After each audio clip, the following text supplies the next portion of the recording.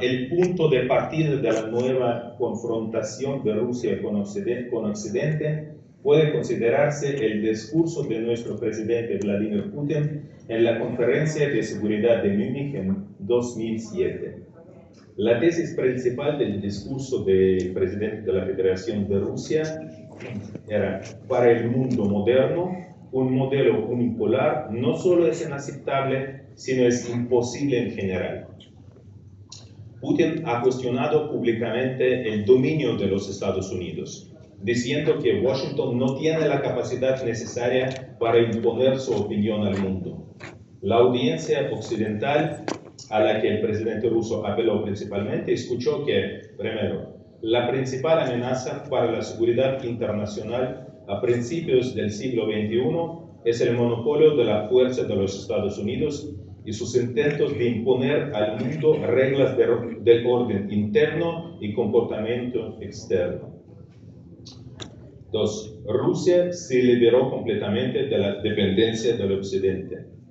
Y finalmente, lo más importante, el futuro no pertenece a los Estados Unidos, cuyo cenit de influencia ha quedado atrás, y no a la Unión Europea de múltiples voces, sino a los países de la nueva ola, el grupo BRIC, en aquel momento, ahora es BRICS. Las autoridades rusas pensaban que tras la disolución de la Unión Soviética ya no había líneas divisorias de carácter ideológico, y el fin de la Unión Soviética se entendería en Occidente como una propuesta de cooperación y alianza. Después de 1991, Rusia esperaba unirse al mundo occidental, pero nos engañaron.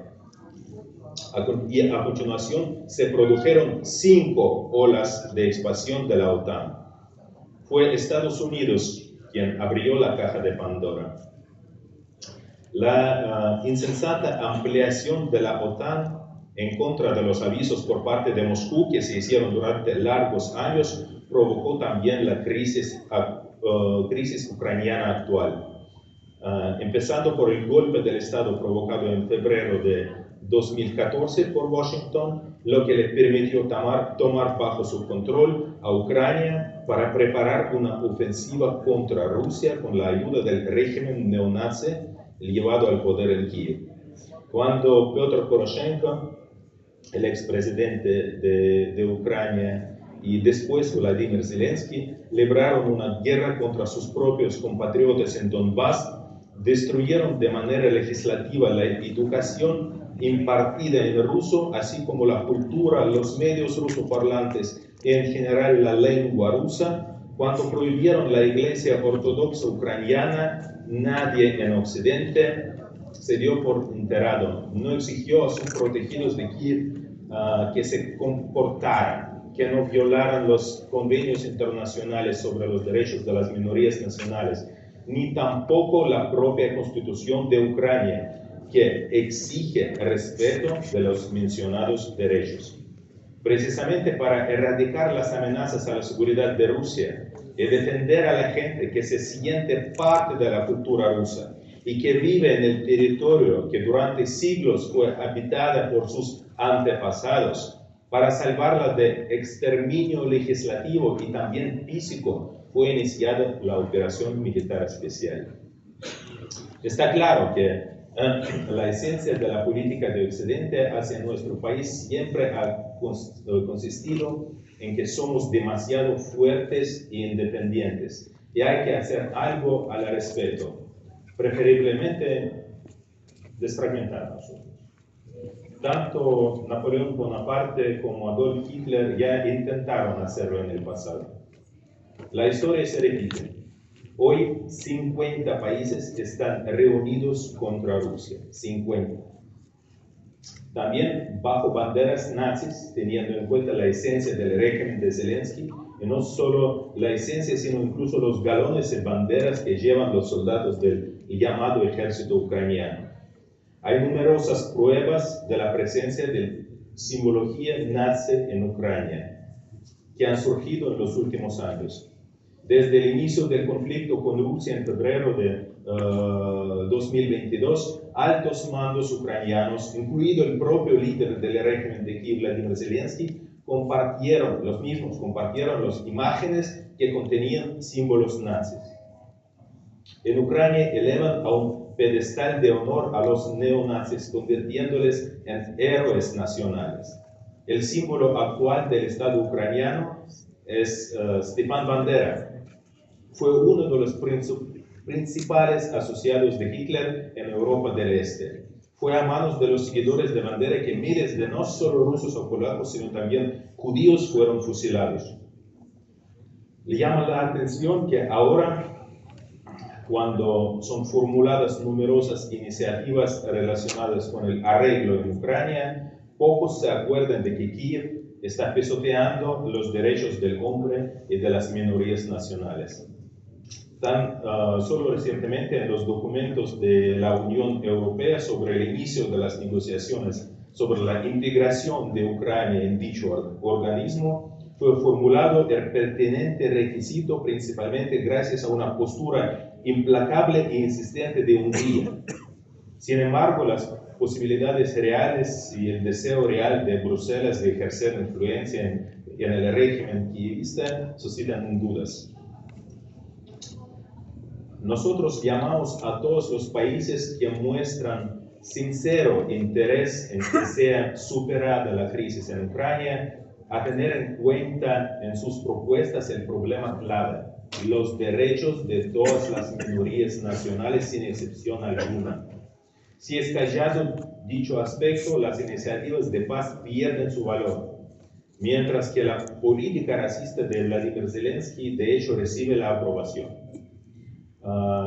Merece la pena señalar que hace 10 años, en 2014, el presidente ucraniano Vladimir Zelensky decía: si en el este de Ucrania y en Crimea la gente desea hablar en ruso, que se les deje tranquilos, que se les deje en paz, que de manera legislativa se les permita hablar en ruso.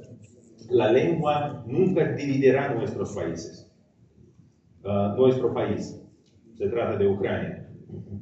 Desde entonces, Washington lo reeducó con éxito. Y ya en el año 2021, Zelensky exigía en una de las entrevistas que aquella gente que se identificaba con la cultura rusa se largara con destino a Rusia por el futuro de sus hijos y nietos. No solo futuro, sino la vida y su salud. Estimados amigos, a la alianza del Tratado del Atlántico del Norte ya le parece poca la guerra que desató contra Rusia por las manos del ilegal régimen de Kiev. Tras haber destruido casi por completo los acuerdos fundamentales en la esfera del control de armamentos, Estados Unidos continúa avivando la confrontación. Hace poco, durante la cumbre celebrada en Washington, los líderes de los países miembros de la OTAN confirmaron sus pretensiones al dominio no solo en la región euroatlántica, sino también en Asia-Pacífico. Se declara que la OTAN se sigue guiando por la defensa de los países miembros, pero supuestamente para ello hace falta extender el dominio de la alianza a todo el continente euroasiático y al espacio acuático de ese continente. La infraestructura militar de la OTAN está adentrándose en el Pacífico con el evidente objetivo de minar la estructura orientada a la ASEAN, por ejemplo, que durante muchas décadas se fue vertebrando sobre los principios de la paridad, el respeto de todos los intereses y el consenso. Los mecanismos inclusivos que son fruto de la ASEAN son reemplazados por los Estados Unidos y sus aliados por bloques de confrontación, de acceso restringido, tipo AUKUS y demás, tríos o cuarteles, no importa. Pasa lo mismo como en Europa ahora. Hace algunas semanas la subsecretaria de Defensa, Kathleen Hicks, manifestó que Estados Unidos y sus aliados deben prepararse para guerras de larga duración y no solo en Europa. Para contener a Rusia, a China y a otros países, la política independiente de los cuales se percibe como un desafío a la hegemonía Occidente rompe con sus acciones agresivas el sistema de globalización que había sido originalmente construido según sus patrones. Washington hizo todo lo posible para estallar, incluso en sentido literal, organizando ataques terroristas en los gasoductos Nord Stream, los cimientos de la cooperación mutuamente beneficiosa en el sector energético entre Rusia y Alemania y Europa en general. En aquel entonces Berlín no dijo nada.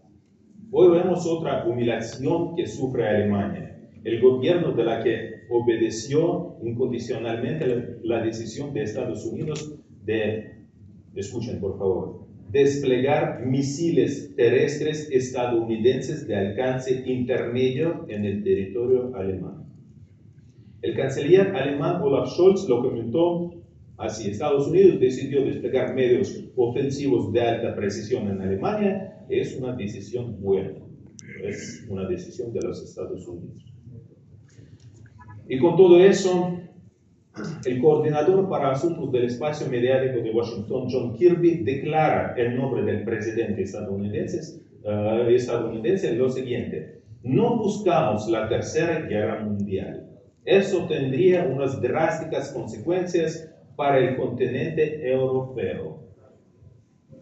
Como se dice, es un lapsus freudiano.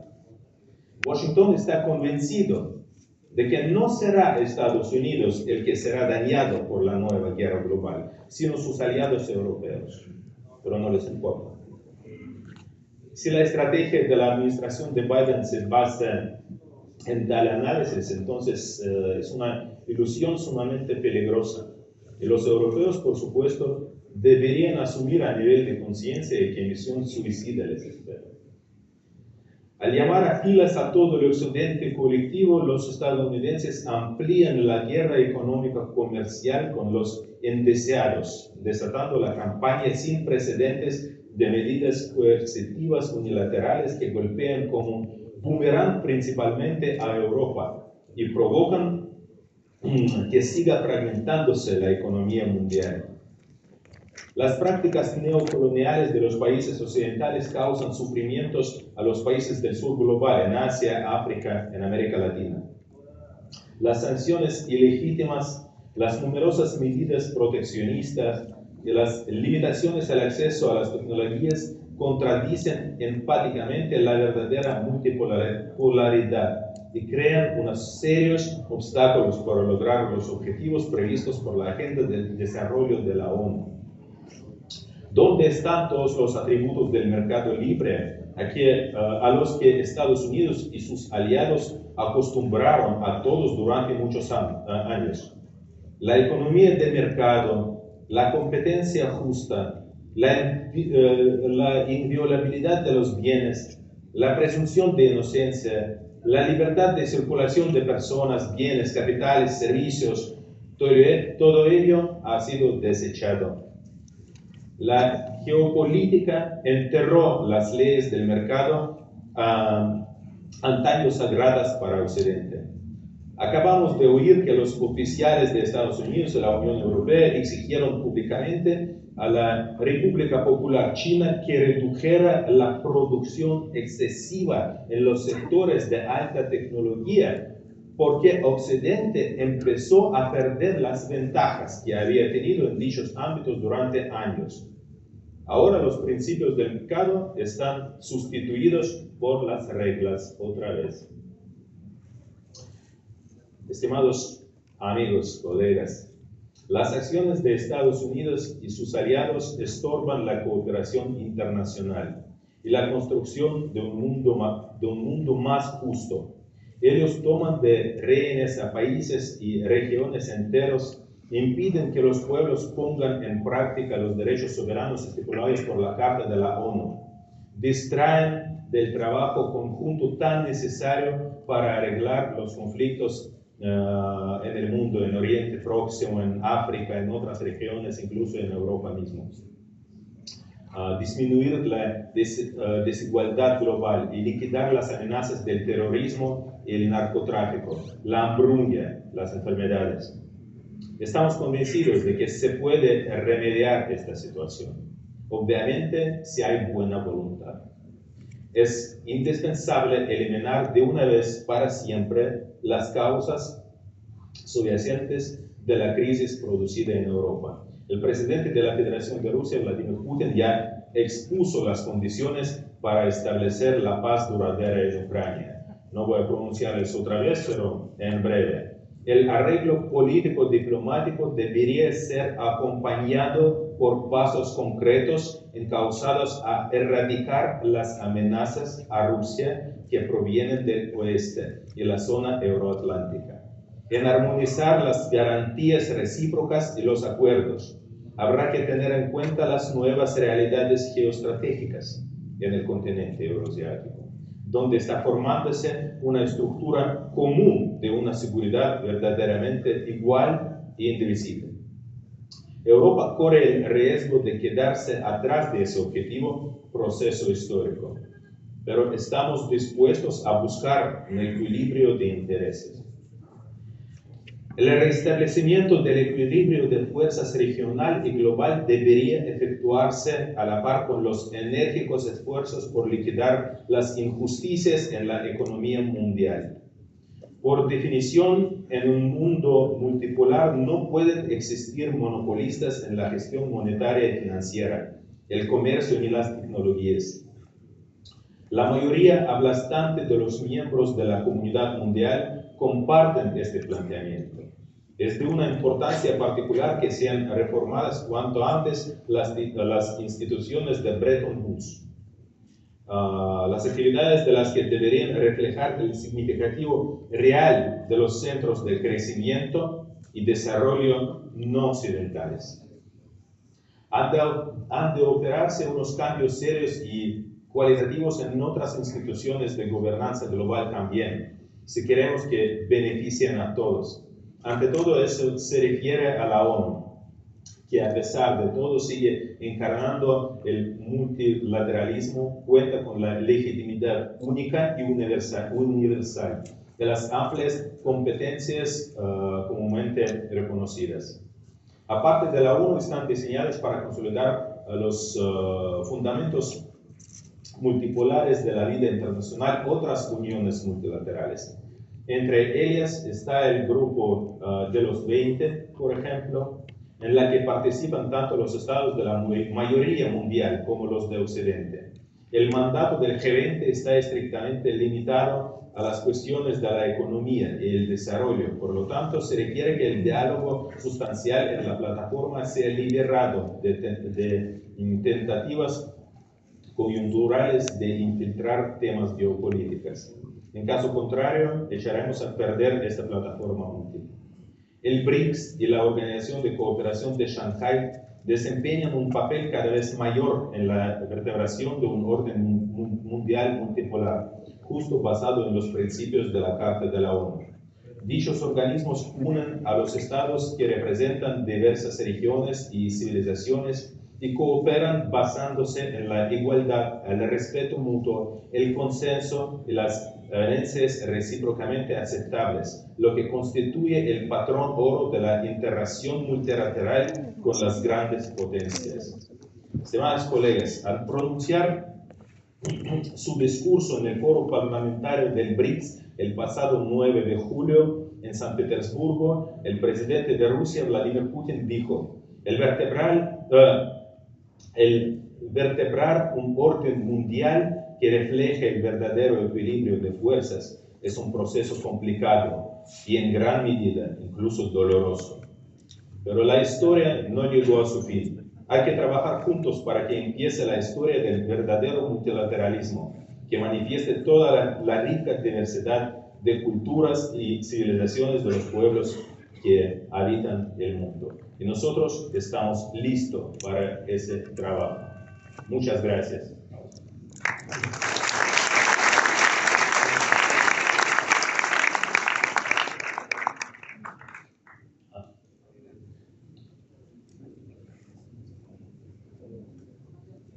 Bueno, tal vez alguien quiere preguntar, por favor.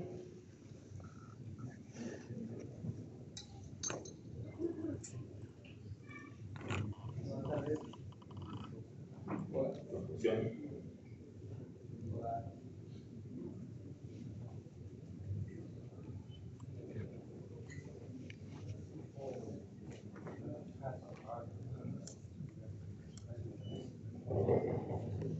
Hola.